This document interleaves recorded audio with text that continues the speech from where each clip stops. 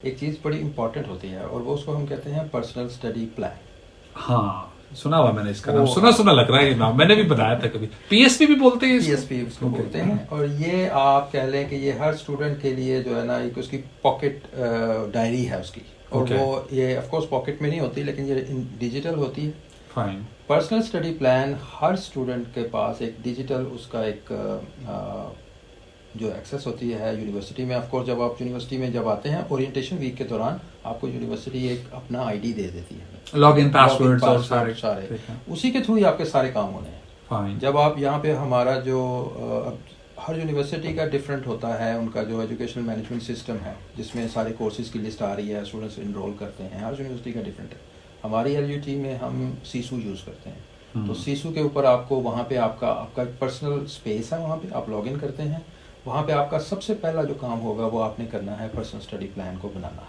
वो space means kind of your own dashboard. Your own dashboard, ठीक है। और वो पर्सनल स्टडी प्लान जो है वो आपकी ग्रेजुएशन तक आपके साथ साथ रहेगा। ओके। आपने जो शुरू में आपको पता है आप किस प्रोग्राम में आए हैं, उसके कौन कौन से कोर्सेज कब कब ऑफर हो रहे हैं, ये सारी चीज़ें आपको बताई जाएंगी जब आप यहाँ पे आएंगे। आपको बताया जाएगा कि आपने जो मास्टर्स डिग्री या बैचलर्स डिग्री में किया है, आपने फर्स्ट ईयर के कौन से कोर्सेज हैं, उसमें कुछ कंपलसरी कोर्सेज होंगे, कुछ इलेक्टिव होंगे। आप कंपलसरी जो हैं वो तो आपने करने ही करने हैं। हाँ। तो आपने फर्स्ट ईयर के सारे कोर्सेज उसमें डाल देने हैं पीएसपी में आपने। और उसके बाद जो इलेक्टिव्स भी हैं, और इसमें कोई लिमिट नहीं है कि आप कितने कोर्सेज डालें, इलेक्टिव्स आप सारे भी डाल सकते हैं। अच्छा, तो आप अगर ज्यादा कोर्सेज भी लेना चाहते हैं तो आप ले सकते हैं। आप पीएसपी बेसिकली आपने पीएसपी बनाना ये ऐसा होता है कि आपने बताना होता है शुरू से ही कि मेरा प्लान जो स्टडी प्लान है पूरे अगले 2 साल का या 3 साल का, जितनी भी आपकी डिग्री है, आपने वो सारा उनको खुद बनाना है। तो आपने कैसे प्लान की अपनी स्टडीज? जी एग्जैक्टली। आप अपनी स्टडीज को कैसे लेके चलेंगे? एग्जैक्टली ये आपने शुरू में दे देना, शुरू में उनको देना है। और ये किसी टाइम पे भी आप अपडेट कर सकते हैं। अगर लेकिन आप कोर्सेज ऐसे हैं जो आप नहीं कर लेना चाहते बाद में, आप उनको ड्रॉप कर सकते हैं, उसकी जगह पे नए कोर्सेज डाल लें। लेकिन आपने उसको अपडेट रखना है क्योंकि आपका और आपके यूनिवर्सिटी के दरमियान जो बेसिकली जो उनके दरमियान जो कोऑर्डिनेशन का जो मेन जो सोर्स है वो आपका पीएसपी है। उन्होंने वहां से देखना है कि आपने जो प्लान किया था कितने कोर्स आपने कर लिए हैं, और आपको भी वहीं से पता चलेगा कि कौन कौन से कोर्स जो हैं वो मैं कंप्लीट कर चुका हूं और कितने मेरे रहते हैं अभी क्रेडिट्स। एक सवाल मेरे ज़हन में आ रहा है इससे रेलेवेंट ही। अब जब आप पीएसपी बना रहे होते हैं, आपको हेल्प कौन करता है? Who is there to guide you? आपका ट्यूटर होता है या यूनिवर्सिटी कोई असाइन करती है, कोई सेक्रेटरी और समथिंग एल्स कि जो आपको गाइड करे? क्योंकि अब सबको तो नहीं आता होगा बनाना, बहुत सारे लोगों को तो पता भी नहीं होगा, वो जहाँ से आ रहे हैं वहां पे तो पीएसपी का कॉन्सेप्ट ही नहीं है। वहां तो होता है कि भाई जी ये एग्जाम्स है और ये पीरियड्स हैं और ये डिफरेंट हो जाता है। ज्यादातर हम जो साउथ एशियन यूनिवर्सिटी से आते हैं वहाँ पे वहाँ पे बहुत ज्यादा फ्लेक्सिबिलिटी या रूम ऑफ मैनूवरिंग नहीं होता स्टूडेंट्स के लिए ना। आपको पता होता है कि आपने कौन से कोर्स किस सेमेस्टर में करने हैं या किस ईयर में करने हैं, बस वही करने हैं आपने। इलेक्टिव्स का इतना ज़्यादा नहीं। यहाँ पे इलेक्टिव्स बहुत ज़्यादा कॉमन है। आपने इलेक्टिव्स लेने हैं, आपने देखना है, आपने चूँकि अपने क्रेडिट्स पूरे करने हैं। मास्टर्स डिग्री के लिए आपको 120 क्रेडिट्स करने हैं 2 साल में, और बैचलर्स के लिए आपको 180 क्रेडिट्स करने हैं। तो ये 240 क्रेडिट 240 डिपेंडिंग अपॉन 240 करने हैं। तो वो उसके हिसाब से आपने उसको इलेक्टिव्स को भी साथ लेके चलना होता है। तो इसलिए थोड़ा सा यहाँ पे डिफरेंट होता है ये चीज़ों को समझना। हाँ, अब आपका सवाल था कि ये करवाता कौन है, ये कहाँ से पता चलेगा? जो आपका ट्यूटर जो उसकी पहले हम बात कर रहे थे ना, जी, वो ट्यूटर का काम वहाँ तक ही है। वो क्योंकि ट्यूटर आप हो सकता है कि वो आपके प्रोग्राम या आपके डिपार्टमेंट का ना हो, वो शायद इंजीनियरिंग का हो, आप बिजनेस एडमिनिस्ट्रेशन में आए हैं या वाइस वर्सा हो सकता है। तो उसको तो आपके कोर्सेज का नहीं पता, इसलिए वो आपको इसमें गाइड नहीं करेगा। इसमें आपको गाइड करेंगे 2 लोग। एक होगा आपका जो आपकी स्टडी जो इंटरनेशनल ऑफिस में जो स्टडी सेक्रेटरी है, जो एम्प्लॉय है यूनिवर्सिटी की, एक तो वो गाइड करेगी। दूसरा उसमें आता है हमारा जो जिसको हम कहते हैं टीचर ट्यूटर। टीचर ट्यूटर जो होता है वो हर प्रोग्राम में 1 या 2 टीचर ट्यूटर असाइंड होते हैं। उनकी भी ये जॉब होती है बाय डिफॉल्ट। हाँ, ओके।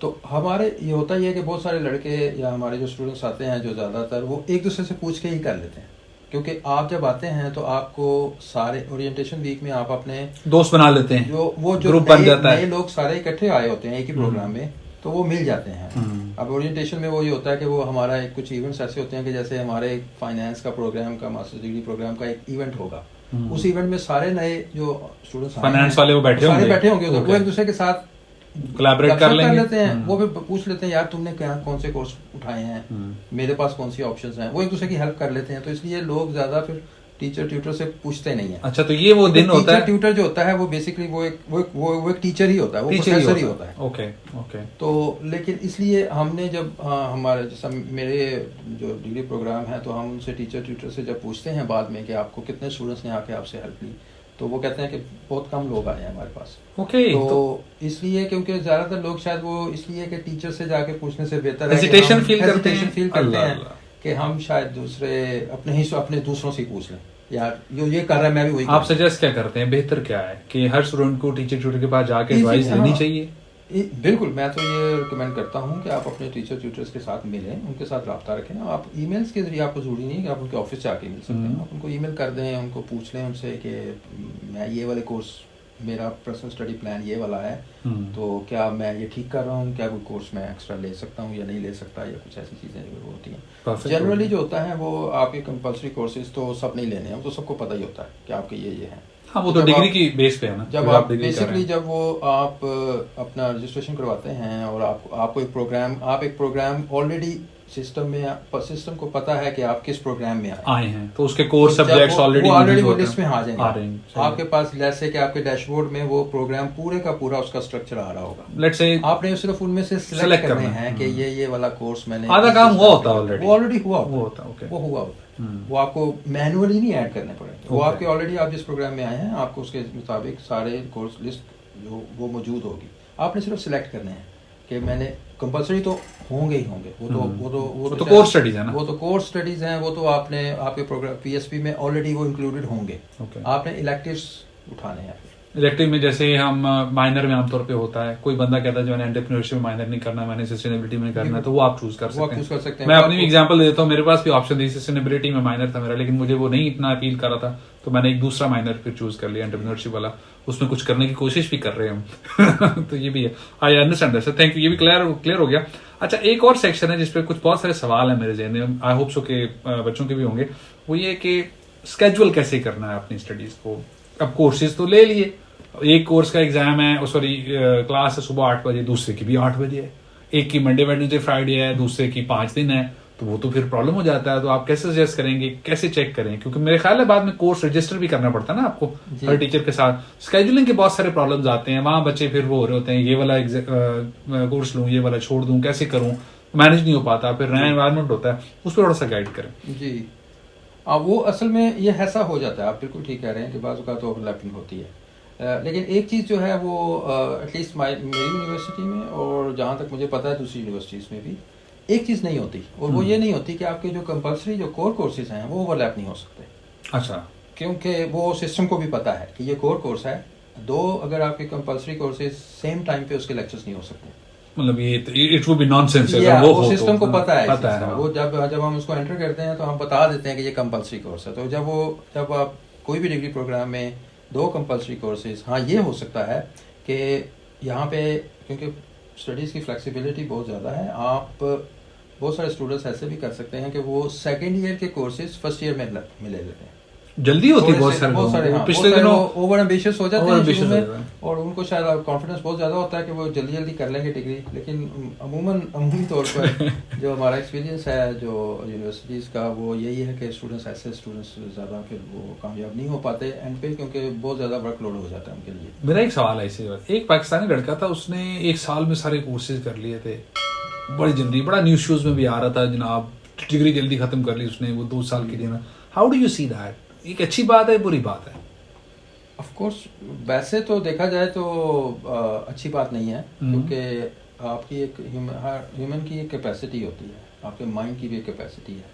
और आई थिंक वो शायद जो किसी यूनिवर्सिटी ऑफ अप्लाइड साइंसेज में थे, वो तो यूनिवर्सिटी ऑफ अप्लाइड साइंसेज में थोड़ा वर्कलोड कम होता है स्टूडेंट कोर्सेज का, तो उसमें पॉसिबल तो है करना, क्योंकि उसमें बहुत ज़्यादा रिपोर्ट राइटिंग नहीं होती, ज़्यादा उसमें आपको प्रेजेंटेशंस बहुत ज़्यादा नहीं होती, थीसिस भी शायद नहीं होता, थीसिस भी शायद वो छोटा होता है, okay, compare to the regular university 5 credits का होता है या 10 क्रेडिट्स का मैक्सिमम। बल्कि जबकि जो यूनिवर्सिटीज़ हैं, रेगुलर यूनिवर्सिटीज़ हैं, इसमें थीसिस का एक बड़ा रोल होता है। ओह। ऑलमोस्ट वो तकरीबन 30 आउट ऑफ मास्टर्स डिग्री में 120 क्रेडिट्स में से 30 क्रेडिट आपके थीसिस के ही thesis के ही होते हैं सिर्फ। 5 महीने जो लगे आपने थे मुझे, report 5 लिखी- महीने लगे थे मुझे। जी वो ऐसे ही है, उसी वजह से होता है ना, क्योंकि 30 क्रेडिट्स जो हैं वो जनरली अगर आप कोर्स भी करेंगे तो आपको 5 महीने लगेंगे। ऐसे ही। तो थीसिस को भी हमने रखा होता है कि वो पूरा सेमेस्टर जो है 4 से 5 महीने का वो उस पर लगे, आप उस पर लगाएं। उस पर लगे। तो बेसिकली जो ऐसा करना, ज़्यादा कोर्सेज उठा लेना या लेना जल्दी जल्दी में ख़त्म कर दूंगा, वो शुरू में तो शायद जब आपके पास अभी फ्रेश हैं आप शायद कर लेंगे, लेकिन आपको फिर अल्टीमेटली उसको यानी वो प्रॉब्लम हो जाएगी आपके लिए, नहीं होता। क्योंकि हमने बड़ा केयरफुली, यूनिवर्सिटीज़ ने ना बड़ा केयरफुली डिज़ाइन किए होते हैं कोर्सेज। हमें पता होता है कि स्टूडेंट्स जो हैं वो कितने घंटे मैक्सिमम एक ह्यूमन माइंड काम कर सकता है।